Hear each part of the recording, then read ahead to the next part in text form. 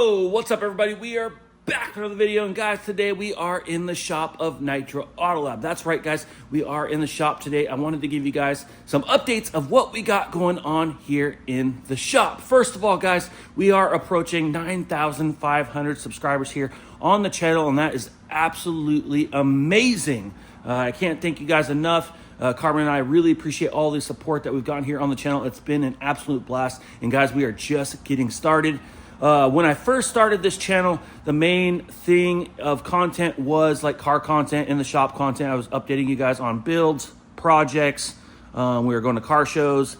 I was showing you guys repairs, just day-to-day things like that, bringing you guys along in the shop. And we kind of went off track. We started doing diecast hunting. And of course, we're always going to be doing diecast hunting. We're going to be doing traveling. We're going to be doing all sorts of stuff. But I really wanted to get you guys back here in the shop. Now, for a few months here, I've been wanting to get you guys back in the shop with us. But we've had a top secret build here that we can't really release and show to the public yet. You guys will see it. Don't you worry. And unfortunately, the project's taken a little longer. We're waiting on parts from the customer and stuff like that. So unfortunately, I haven't been able to do the videos because I didn't want the car to be in the background, but I had this genius idea of covering the car. So as you can see right here, we have a top secret build here undercover. Don't worry about that, guys. You guys will see that in the future. We've already filmed 3 videos on this build. You guys are gonna absolutely love it. It's super awesome. And we'll probably have at least 3 more videos or so on it. So once we're allowed to post those videos, we will drop the videos most likely once this car's gone. So it'll be sometime this summer, I'm sure. But for now, this car is kind of a sitting duck for at least a couple more weeks. We just figured out the color for it. So we are waiting on a couple more parts, and then we can send it through the rest of the process. But for now, it's going to be covered. Don't worry about it. Like I said, you guys will see what it is. And guys, I just wanted to bring you guys along here in the shop and show you guys what we got going on. Now, we are a small shop. We're a 2-man shop plus a 3rd guy once a week. We used to have another guy as well, but he left and moved on. And we're just a very small shop. We're in a small building. This was a pretty big building. This was 2,000 square feet plus another 1,500 square feet upstairs, which we use mostly for storage. But of course, once you put a large spray booth in here and a 2-post lift, the shop gets small quick. You can see here, we got cars stuffed in here, and we can fit more cars in here if we need to, if we want to, but it's definitely not comfortable. But anyways, just wanted to bring you guys along in here, give you guys a little update, and I figured I'd give you guys a little update at least twice a week, most likely Tuesdays and Thursdays, and we'll probably do like diecast stuff, travel vlogs and stuff like that on the weekends. So I appreciate all you guys here on the channel. If you guys are new, make sure you hit that subscribe button. If you guys can, click the thumbs up button on this video. It super helps the channel out. And yeah, let's dive right on in to what we got going on. You guys ready? Because I'm ready. Let's go. Yeah, let's go. I ain't the first with the curse, with the thirst that I wanna be better, not worse, man, it hurts. I'm on this earth. And I appreciate everybody that's here for the diecast, that also can appreciate the in the shop content as well. I think anybody that likes Hot Wheels cars and stuff like that can appreciate car stuff and real car builds, as well as vice versa. I think all us car guys really like Hot Wheels, and all started out with Hot Wheels. But anyways, guys, I wanted to give you guys an update here. Up here on the rack is my 2004 Honda Accord. Now, every once in a while, I'll purchase a vehicle that needs repairs, whether it's cosmetic repairs from an accident or mechanical repairs, and I do at least 1, sometimes 2 cars a year as far as flipping them. I'm not a car salesman. That's not my thing. It's not how I make money. I make money here in the shop off repairs from insurance and stuff like that. But this car was super clean. It is older, but it's obviously up on the lift right now. I can't show you guys the inside, but it's an EXL. So this thing is fully loaded. It's got leather interior and it's mint. I mean, it's super clean. I don't think anybody ever even sat in the back seat. It's got, you know, navigation, heated seats. It's got everything you pretty much need that you'd see in a modern day car, and it's actually really clean. And honestly, it's pretty easy on the eyes for being a 2004. I think they made this car up until 07, and even the newer Accords aren't much different. So I did pay a little more for this car than I normally would for a broken car, but it's because it was so mint and clean inside and out. Of course, right now it's a little dirty from sitting outside, but we will probably run it through detail one more time. When we got the car, we did run it through interior and exterior full detail, but it's been sitting since. So we did pressure wash it before we came in, but we definitely need to run over it with a machine polisher and give it a good coat of wax as well. But regardless, it's a super clean car. Had a new set of tires on it. And like I said, everything on the inside was super clean. Now, it was very high mileage, but I'm sure you guys know that Hondas can go for just hundreds and hundreds of thousands of miles. It didn't smoke. It didn't leak. And even though it was a broken car, believe it or not, this thing drove about 20 miles to get here for delivery. And basically what was going on with it is the transmission wasn't shifting right. So it would shift, but you kind of have to like feather. It just wasn't shifting right. The transmission was toast. This does come with a V6 engine, and the automatic transmissions are notorious in this year for going bad. Now, I believe in later years, later model transmissions, they actually made some improvements and they were a little bit better, but these early on models were really bad as far as the transmissions. So basically, we got another good transmission. So we did get it from a newer Acura TL. They actually utilize pretty much the same engine, same transmission. The codes are a little bit different, but everything plugs in, bolts up the exact same. So we did get one from a 2005 Acura TL that blew the engine, but the transmission ran, shifted, everything really good. So we went ahead, got that. We dropped the subframe, dropped the motor, pulled the transmission off, put the subframe back in, we scrapped the car. So we have it here on the lift, we have it here on the lift, and I don't usually do a lot of mechanical repairs here in the shop, as we are mostly a paint and body shop. But over the years, I've done a lot of mechanical stuff. I do all my own builds, stuff like that. So we are plenty experienced. It's not really our forte here. To tell you the truth, mostly what I use this lift for is storage. I put our Fast and Furious Jetta up there. We put one of my other cars underneath, and we stuff a couple more cars. This whole bay is pretty much used for storage. It's pretty sad, actually. But I did have about 3 days last week, which is pretty rare, where I was freed up and I didn't really have anything to do because we are at a standstill on the top secret build. We finished customer jobs early, got them out the door, got paid, and I thought, you know what?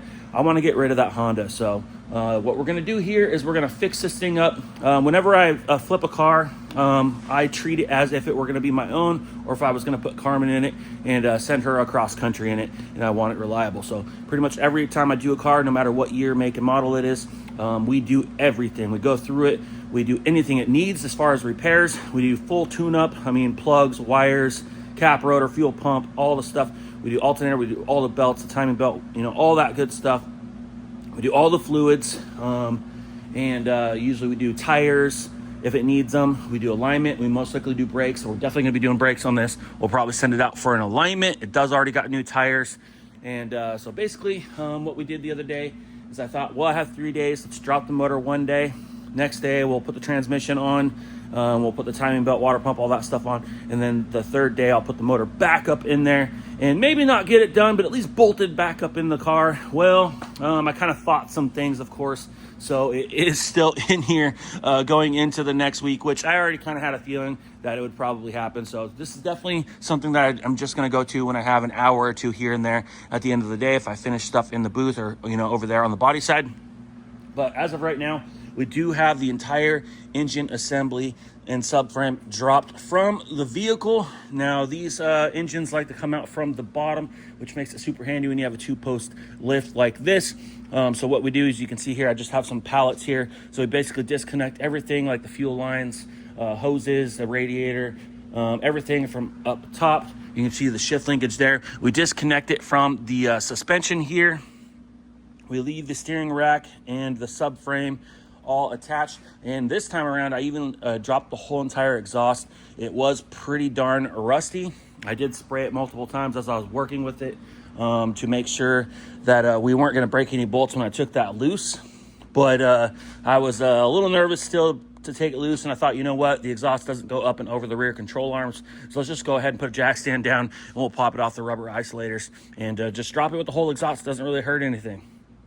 From there, we went ahead and lowered it down on the pallet. We took the 4 large bolts out for the subframe, and we went ahead and lifted the car right up off the assembly here. And from there, we went ahead and unplugged everything, and we went ahead and took the transmission off. Now the old transmission is over here in my pile of my growing pile of bad parts, which needs to go to scrap.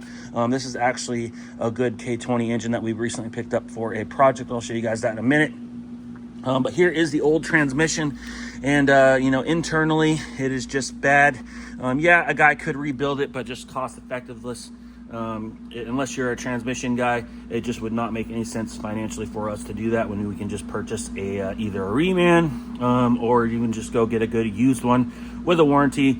Like I said, this one came out of a TL. We knew it drove, we knew it shifted. It just happened to blow the engine. So we got the old transmission here. Of course, we always check everything, make sure everything looks the same. And yesterday, Mikey and Teo and I, we put the transmission in place. We bolted the bell housing bolts back up. So the next step will be put the starter back in, and we'll go ahead plug everything back in. And like I said, when we do a car, we like to do all the tune-up stuff. Now, this car's had a timing belt before, but it's already kind of due again. It says a little bit higher mileage, but that's no big deal because this thing doesn't smoke, doesn't leak. So we're just going to go ahead. We're going to tear everything apart, and we're going to go ahead and do the timing belt, the water pump. We got brand new NGK plugs. We got air filters. We're going to do, everything that we can tune-up wise. We got brand new ignition coil packs and serpentine belts. So you can see here, we do have the crank bolt out. That was one thing that held me up a little bit. A couple things held me up when I was doing this car last week on the 3 days that I had. Was one, like I said, it is old, so I actually had a CV axle that was just not coming out. I mean, I had every pry bar in the book, and I finally ended up popping it loose. And then I kind of fought a heat shield and a half shaft that goes between the engine block and the exhaust here. Now, I would imagine that it would have been a lot easier to go ahead and remove the exhaust and pop off that catalytic converter off the cylinder head there, and I would have created a lot more room. But like I said, the bolts were really rusty. I was really trying to avoid breaking anything, stripping anything, or anything like that. So I was just kind of chose the hard way to do it, I guess. So I ate up at least 2.5 hours messing with that, and I ate up another 2.5, 3 hours messing with the stupid crank bolt. I was having such a hard time getting that out. I've only had a couple stubborn bolts like that ever in my life. Of course, we do have an impact here. I believe this hits about 1250, or maybe it's 1350 foot-pounds of torque, and I had a 19 millimeter impact socket here on the bolt, and it was just not coming loose. We had every PB blaster. We had torches. We were heating it. And I had the hexagon tool. I was getting ready to think about doing a breaker bar and like standing on it. Sometimes, when you're by yourself, it just doesn't go good. So I waited, and I actually picked up a different socket on the weekend. You can see here, this is a Duralast 19 millimeter socket. This is a weighted socket. It's been sitting in oil, so I guess it's a little wet there, but you can see the part number there is 50531. I did pick this up directly off the shelf at an AutoZone. There's several companies that make these weighted sockets, but this is just one that I picked up locally. And the weight of this is probably about 4 to 5 times the weight of this standard impact socket here. And it's kind of like the effect of swinging 2 hammers. If you have one little hammer, one big hammer, which one's going to smack the nail in harder? Well, obviously the heavy one. So believe it or not, I came here yesterday morning, I popped this on my impact, and it took about 3.5 seconds, and that bolt came right out. I could not believe it. So it's not always necessarily about having a bigger and better and more expensive tool. It's just more about having the right socket. So believe it or not, just me having the weighted socket broke that thing right loose. So now we can finally move forward. So we got the transmission on yesterday, and now I'm ready to finish up assembling that. And we're going to come back over here. We're going to finish up doing the timing belt, water pump, all the services over here. We'll throw our plugs. We'll throw a thermostat in there. We'll do our coil packs, make sure everything's plugged in. And we'll probably go ahead and get this thing prepped to run back up in the car. And from there, we'll go ahead and get everything hooked up. We'll do all the fluids. We do got to check out the air conditioning. It was not pressurized when I took everything apart. We also got to do the brakes, but first things first, get everything back up there, make sure this thing runs, drives, shifts, and then from there, we'll go ahead and finesse the brakes. We'll probably drop it off for an alignment, and we'll make sure we check the AC out, see what's wrong. We'll get that working, and you know, sometime this summer, we'll make sure everything's good, and we'll probably list this thing up for sale. I already got 2 or 3 people interested. The last few cars I've sold, I've not even needed to list. I try to take a lot of pride in the cars that we flip. We try to invest a lot of money to make sure that they're fully good cars. And I like to ask what I want for them. I don't budget all. You get what you pay for. And like I said, I have a lot of pride, and I make sure I just do everything, and these cars sell themselves. You don't even have to try to sell them, because you can't go anywhere else and get a car and then turn around and do all the stuff that we're going to do to it for the price that we're going to offer. So we're going to get a good bang for our buck when we go put this thing up for sale, and someone's going to get a good car. So you can see over here, it really wasn't much to take the motor out, to take the air boxes out, the battery tray. Here's the subframe bolts, you know, a few other small bolts, a couple splash shields, axles. We had the radiator out, some hoses, the starter. But pretty much this thing came out within just a few hours. So pretty easy motor to drop, but it took me twice as long to separate the transmission because of that stubborn axle and half shaft, and then of course that crank bolt. So I burned up some time there, and unfortunately ate into my 3 days that I had free to work on this car.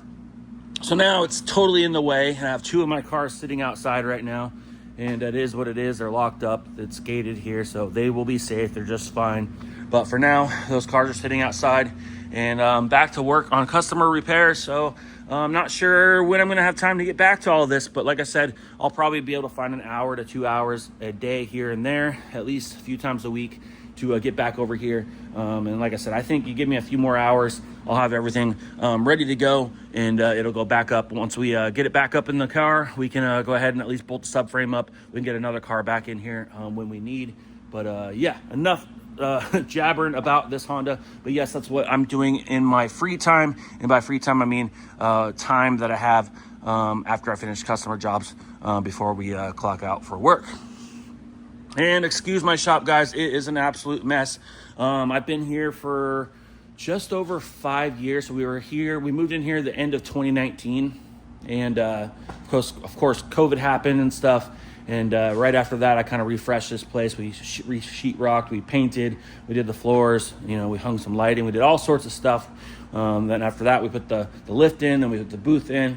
And it's been a process, but along the way, it's just kind of gotten to the point where we need to paint the floor again. I'm fine with the gray, because the gray just kind of blends in, but this red floor looks awful, so please don't mind the red floor. And yeah, this is the new project car, guys. Everybody asks what the heck is going on here. I did start a build series on this car. I am going to leave it linked right above. If you guys want to go check that out, go check it out.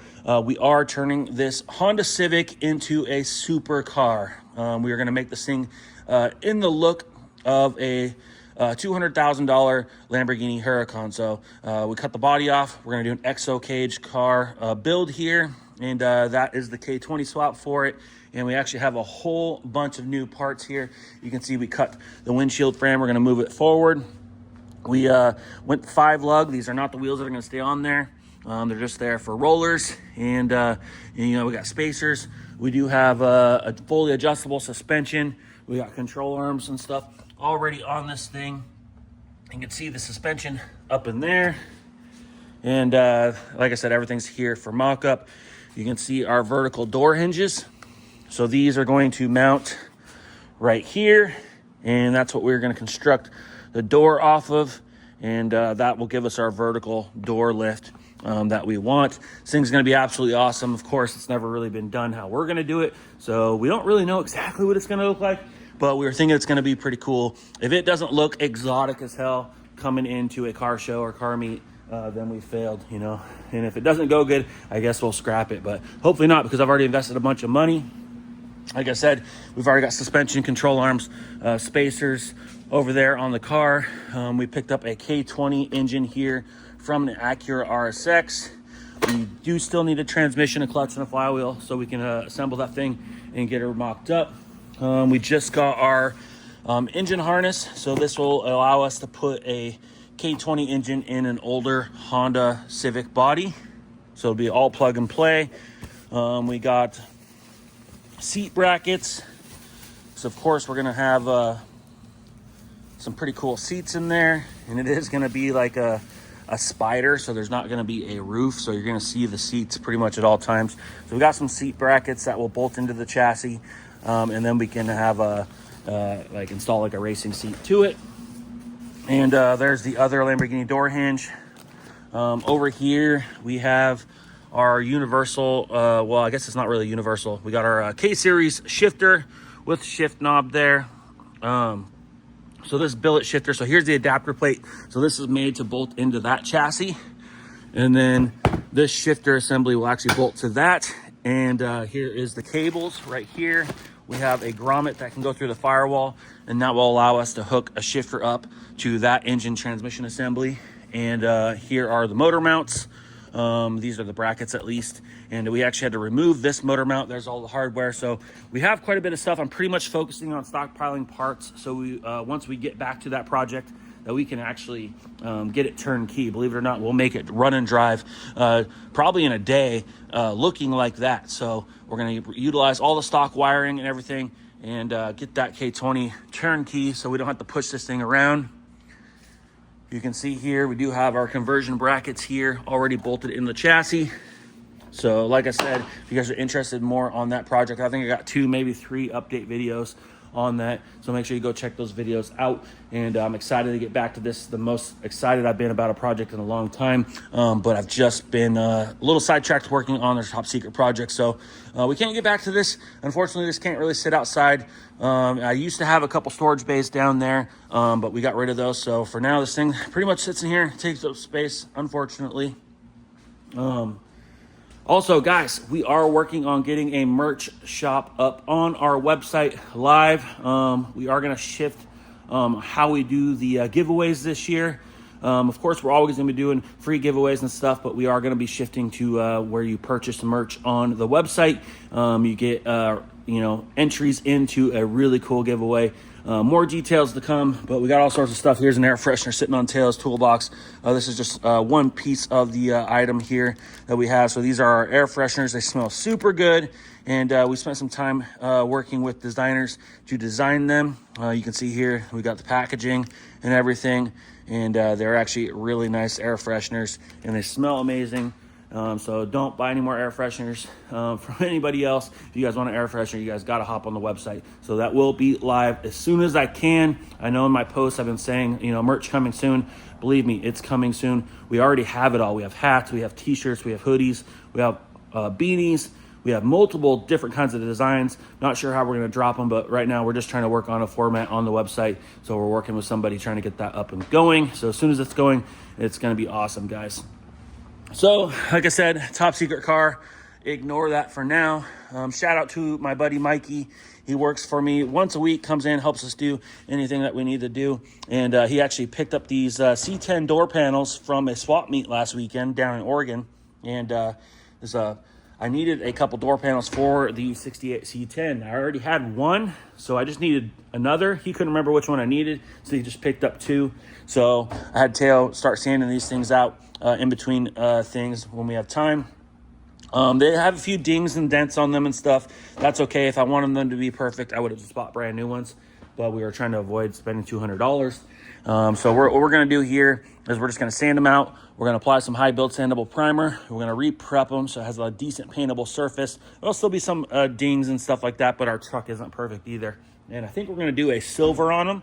Give ourselves a little bit of contrast since my truck's like satin black inside and out. Let's give ourselves a little bit of contrast to go with the chrome. Let's hop on over here real quick. You can see there's the front lip here. Tail's got this prepped out. We're waiting for a brand new hood, front bumper, and a fender, all OEM, coming from Z1 Motorsports for this Nissan 370Z. We know this color. We've worked on this car before, so we'll be able to just panel paint all the parts in the booth, and then we'll schedule her in, and we can go ahead and swap everything out, most likely in a day. And Over here, I have an engine stand. I'm not sure if you guys saw my reel or not and my pictures, but this was my dad's engine stand that he made in the early 1980s. And this thing was a big rusty piece of junk for years. And I even tried to give this thing away when I was moving multiple times. And I actually had people that said, oh yeah, I'll come get it. And then just never showed up. So by fate, this thing just stuck with me. And I'm kind of glad that it did, because we have used it, and it's really big and it's really heavy duty, but it just wouldn't roll. The wheels were broken, they were rusty. It was just ugly. So we took it down. We cut the wheels off. We welded on some new casters, full 360-degree and locking, front and rear. And we did new hardware, zinc-coated, gold zinc hardware. It's loose, just sitting there for now. So it does pop apart if we want it. It's really tall. This is great for small blocks, Chevy motors, big blocks, anything really big and heavy. Of course, you can go to Harbor Freight and get yourself a cheap engine stand, but it gets pretty scary putting a big, heavy engine on one of those little dinky, tiny stands. So, I did invest probably close to $300 to redo this engine stand, but like I said, I guess you get what you pay for, and this thing's built pretty tough. And you can see here, we went ahead and put nice plastic plugs there. We did plastic plugs on there. We coated it with a single stage enamel red paint, the same color that we used on the Fast and Furious Jetta roll bar. And we got some zinc coated hardware everywhere. We got the zinc coated pin so we can rotate the engine. And then all said and done, I was like, I got to cut some sort of decal. So we went ahead, I had some satin vinyl. So we went ahead and upstairs and we cut a Snap-on decal and made it look like we purchased this thing from Snap-on. So looks pretty nice. It's just kind of sitting here, but at least now it rolls really nice and it doesn't look like such an eyesore sitting in the shop. So we do have an engine coming at some point for our K20 Chevy, and we're going to go fuel injected. So we'll probably put it on that here at some point once we get it, and we'll go through that motor and eventually go through that truck. Over here on the body side, you can see our Fast and Furious Jetta is just sitting here. This is going to go outside. I pretty much pull it in. If I have places to park things at night, I always make sure to park stuff inside at night. Now, this is the show car that we built about a year and a half ago. And we've won 3 awards with this car so far. And we're super happy with it. We have a lot of fun with it. It pretty much sits inside on the lift for the most part. But right now, it's just inside the shop here. We would never leave this thing outside ever. This year, we do plan on doing a steering wheel. We want to get the red steering wheel. And we want to do the Sparco seats. Those seats are toast. And last year we did the roll bar, so pretty pumped about that. And the full exterior is done. We actually do have some new mirrors coming. These are technically not the correct mirrors for the Hero car. They are movie correct technically, but we do have some new mirrors coming. So we'll probably most likely end up swapping out to the Hero car mirrors. And yeah, so basically I'm getting ready to pull this thing out, and we'll get back to work on our customer cars. Oh, wait, I guess I got to show you guys my toolbox. So this is the toolbox. Shout out to Karmen. She's given me a lot of gift cards over the years for Harbor Freight, and I saved my money, so I saved my gift cards. And we got the Series 3 US General. I believe this is the 56-inch toolbox, and super happy with it. It's a little dusty right now, but I had to get the hutch up here. Super nice. I did put an LED lights kit in there, so it lights up, as I turn the lights off here. So come in the morning, flip the switch, and everything lights up. And yeah, it's super nice. I love having a little hutch in here, a little area to set things if we need. It kind of collects junk a little bit. You can see my diecast right there. But yeah, I'm loving this toolbox. I kind of wanted the 72-inch toolbox, but it was a big jump from the 56 to the 72. And all you really got was maybe, okay, of course, a little more counter space because you'd have a bigger hutch. But you really got a third row of drawers here that were even narrower than these. So like really all you'd be able to put in there is like some small hand tools and stuff. So it was like, I really wanted the bigger one, but it was just like, man, it's such a price jump, and you really don't get that much more space. And of course you can upgrade these. You can add the side boxes and a side cabinet. I'm thinking about getting the side cabinet. Keep it uniform looking. I don't really like the side boxes because they overhang and just look funky. But really don't need much more room. My other toolbox over there in front of the lift is where like most of my mechanical stuff is. And this is more of my body stuff. So real quick, it's a mess. You can see here, we got our snap-on wrenches, metric, standard. I've got my Hot Wheels here. We're gonna do some customs. You can see I got a bunch of case swaps so we can get the motors off of them. And same thing with the Roger Dodgers. We're gonna go pull those engines out. And you can see here, we're gonna go ahead and pop those engines out. And I'm hopefully gonna graft it into these Camaro front ends here, but we will see. I only work on those when I have time. I go through little spurts, but you can see here, I have a couple other Hot Wheels. I got C10, a couple M2s in here. So that stuff probably has to move. We got our ratchets right here, 1/4 inch, 3/8, 1/2 inch. I like to use the insulated rubber coated handle stuff over here on the body side when you're working around fresh paint in case the handle swings, it dents something for putting a door on in a door jamb or something. So I like everything rubber coated if I can. We got our extension sets, 1/4 inch, 3/8, 1/2 inch, all snap on.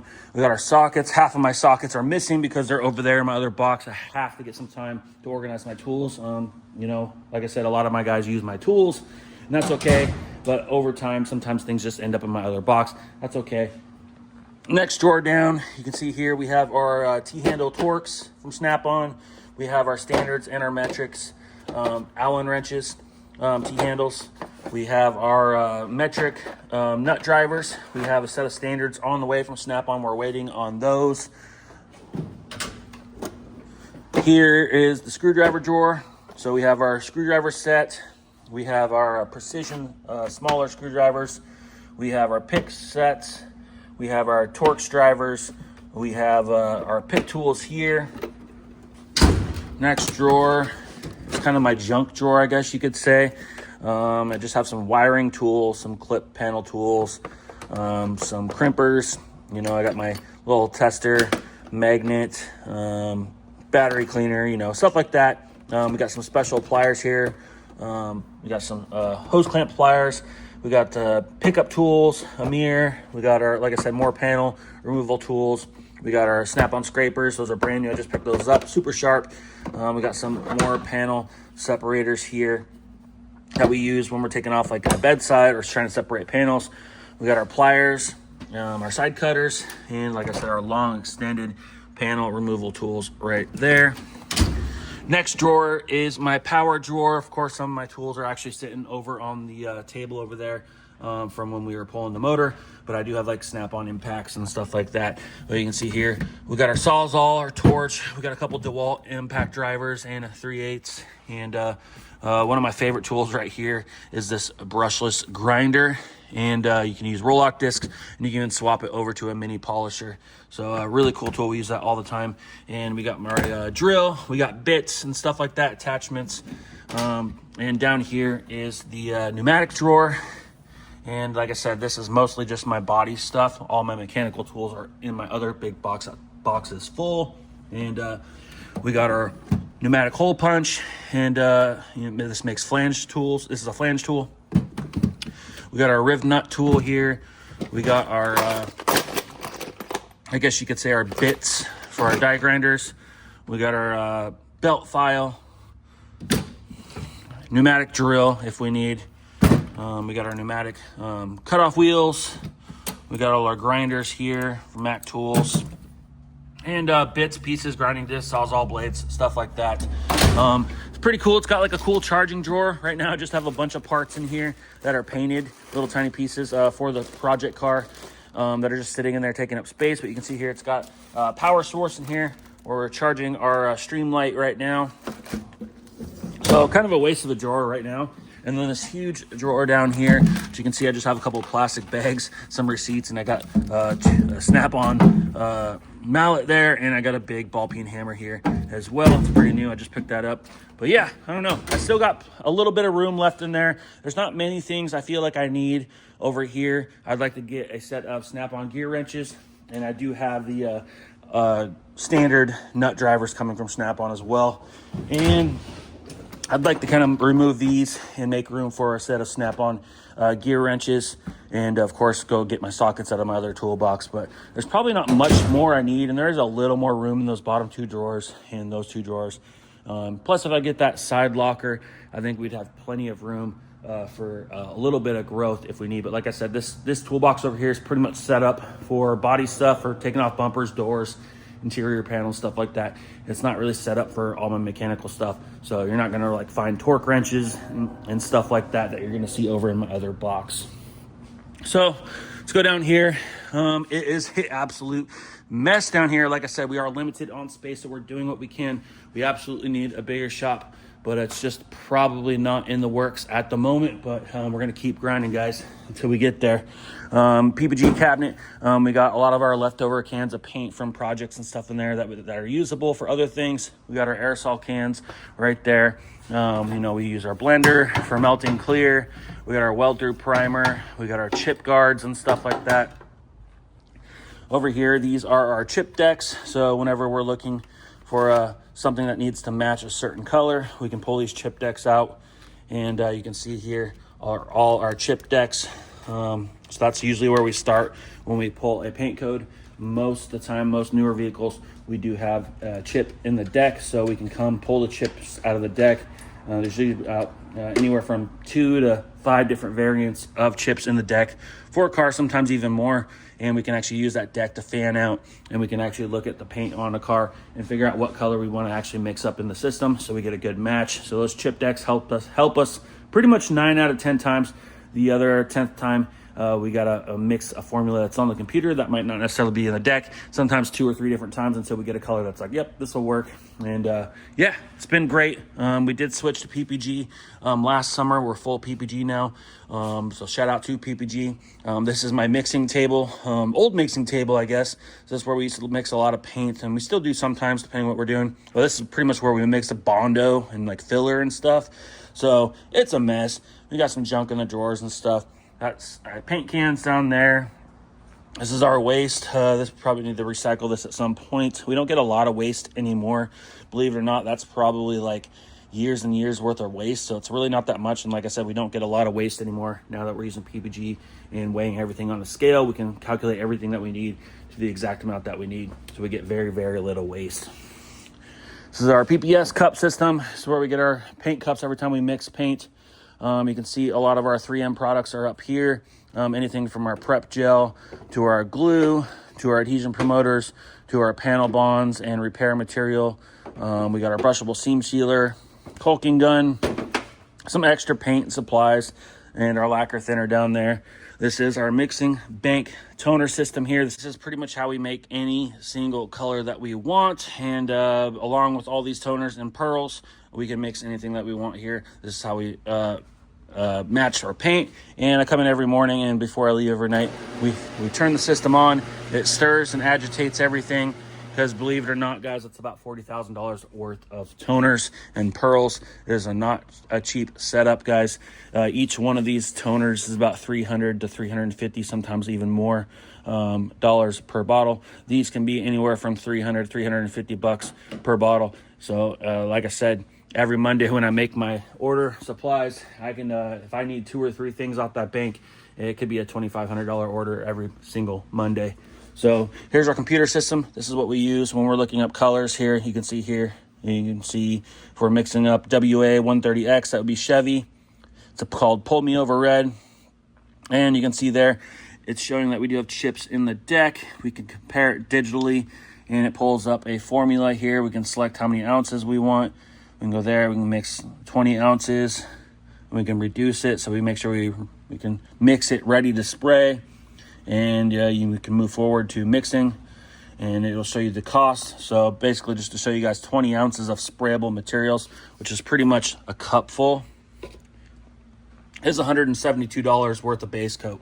So you still got your primers, your sealers, your clears, all that stuff. So just to paint a bumper can cost you, around $1,000 all day using this PPG stuff. But it is very good paint. Good paint system. So this is pretty much where we do all our mixing. It's a little bit dirty. I need to spend a day and clean this back up. This top removes it. You can strip everything down and clean it. But that is our scale. It's where we weigh everything. This is another computer, just kind of mirrors this, where we keep all our camera and our label printers. See here, I got a mess, but let's jump in the booth, show you guys what we got going on here. Nothing crazy here. This is just a hood for a Jeep Rubicon. So yeah, we just painted this yesterday. You can see it's still like dull. It's because the underhood of Jeeps are not clear coated. So we went ahead and just did a solid red base after the sealer. And we're just gonna leave it like that. We're gonna let that cure. We'll flip it over. We're gonna prep out the top side. You can see it's in high build primer. It's an aftermarket hood, so we had to do a little bit of body work to make it look nice. The guy's gonna install this himself. He's got all the vents and stuff like that. It's gonna look pretty cool, all said and done. But it has a big heat shield cover anyway too, so you're not even gonna see 90% of this. So we just had to make it red, and that's what he wanted, so that's what he gets. So today we're gonna go ahead and flip this over carefully. We're gonna put a soft blanket underneath and make sure we don't scratch it. We'll go ahead and prep the top side. We'll blow it all off, get it back in here in the booth, and we'll go ahead and paint the top side, clear coat and everything. Tomorrow we can detail it, and we can let the customer know it's ready for pickup. Also in the booth here, you can see I just have it parked in here for now. Like I said, I'm getting ready to move that Jetta out. We'll back this back out into the body bay. And this is a 2020 GMC Canyon. Absolutely do not like this color, guys. But you can see here, we got some filler work going on the side here. He did get hit on the back quarter panel here, and it just kind of put like a large scrape down the side and kind of put a little bit of a crease into the panel. We went ahead and ground the paint down. We went ahead and put a bunch of studs down the side. We went ahead and pulled the crease out as much as we could, and we went ahead and cut the studs off, ground it back down, sanded it out, and we put a smear of filler. So we're gonna go ahead and block that down today. We're gonna make sure the body lines are looking good, and we'll go ahead and get this in high build primer. There was a little tiny ding here as well over the 4x4 emblem. So we'll go ahead and put some high build sandable primer on the side of this thing, and we'll let that cure overnight. And we'll go ahead and get this thing prepped and painted tomorrow is what the plan is. And there's a PPF film that went here, and there was actually a little bit of a dent there too, so we pulled this PPF off. We're going to fix that dent as well. We have a brand new piece of PPF that we'll install as well once we're all said and done, but this will be gone by the end of the week. So I'll update you guys here at the end of the week. Like I said, we'll probably be able to show you this being painted as well as this being painted, because I think we're going to paint that today and we'll paint this tomorrow. So we'll update you guys again on Thursday and give you guys a good little update. So I'm getting ready to work here. We're going to go, I'm going to move cars around right now and get to work on things. Yeah, drop a comment down below. Let me know if you guys want to see more in the shop content. I'm going to show you guys pretty much updates every week of what we got going on, projects that are coming in, out, and give you guys little updates. Probably not as long as this video was, but anyways, I appreciate you guys all watching the channel. We're going to get some diecast hunting here soon. Plus, we got some other cool stuff as well. Can't wait to show you guys some awesome stuff. Anyways, like, comment, hit that subscribe button, and we'll see you on the next one. Ooh, like LeBron, though, or like Lonzo. Ooh, I'm a baller, yeah, shot caller, yeah. They love me, you can't touch me, nah, can't.